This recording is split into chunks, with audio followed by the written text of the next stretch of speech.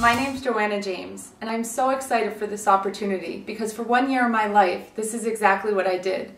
I created the blueprint for the Renaissance Experiment, a web TV network that offered informative, cultural, and entertaining programming.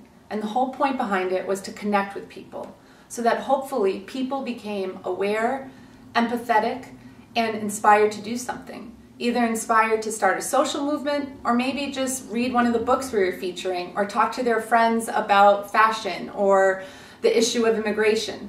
It went from politics to lighthearted fun things. I ended up producing all of these shows.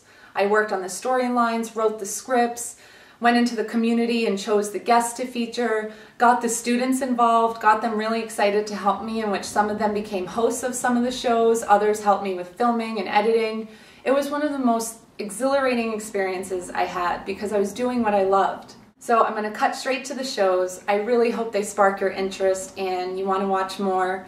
I would love this opportunity. It is a dream come true. Yeah, it's for the people. This is street radio for unsung hero.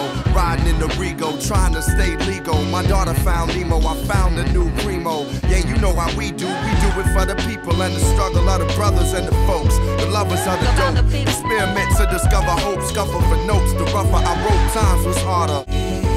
Welcome back to Musical Quest. I'm your host Joanna, and today we're featuring hip hop.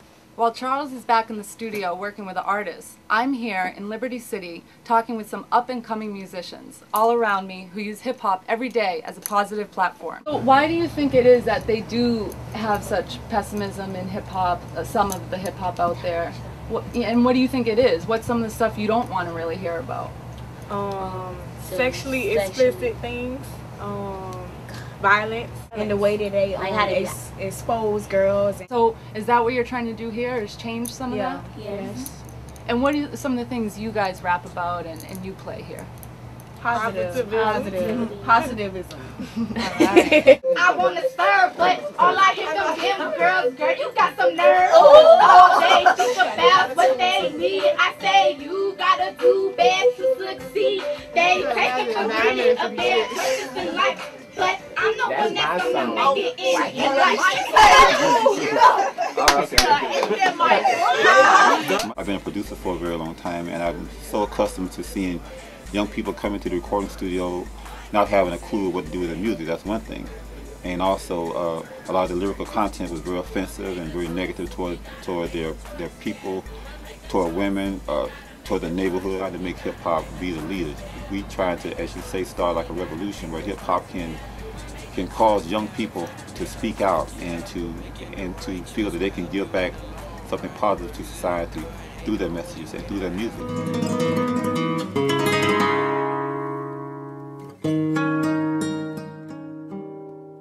Today, we are traveling to Spain.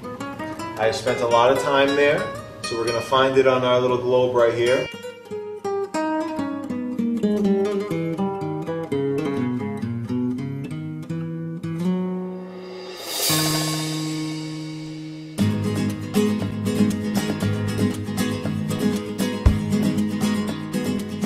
Welcome back to Cooking with Culture.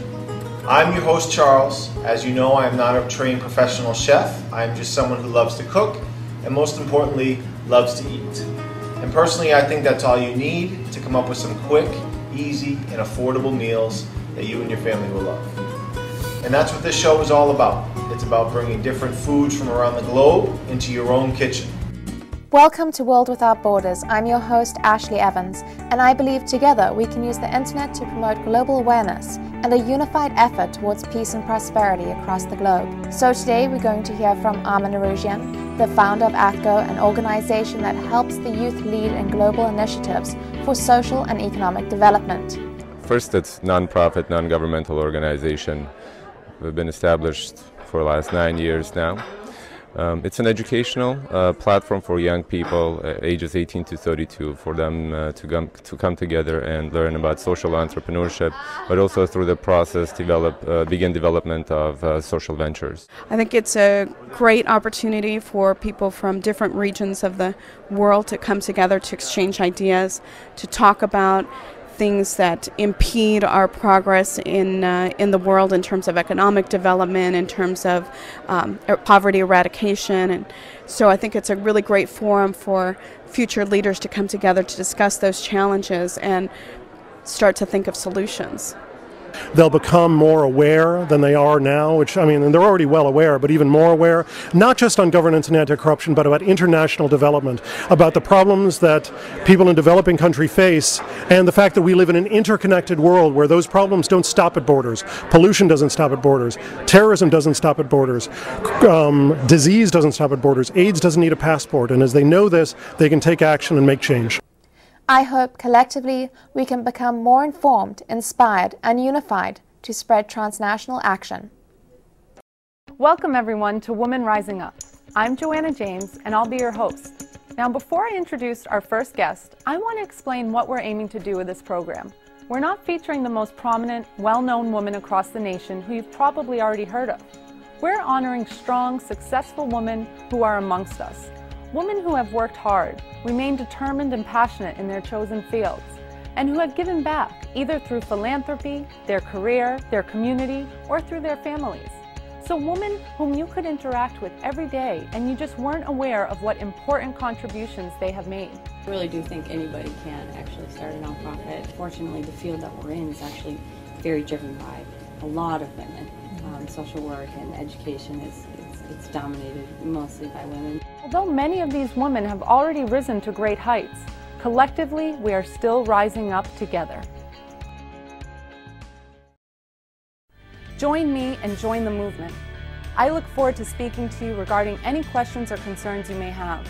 Thank you so much for your time and consideration.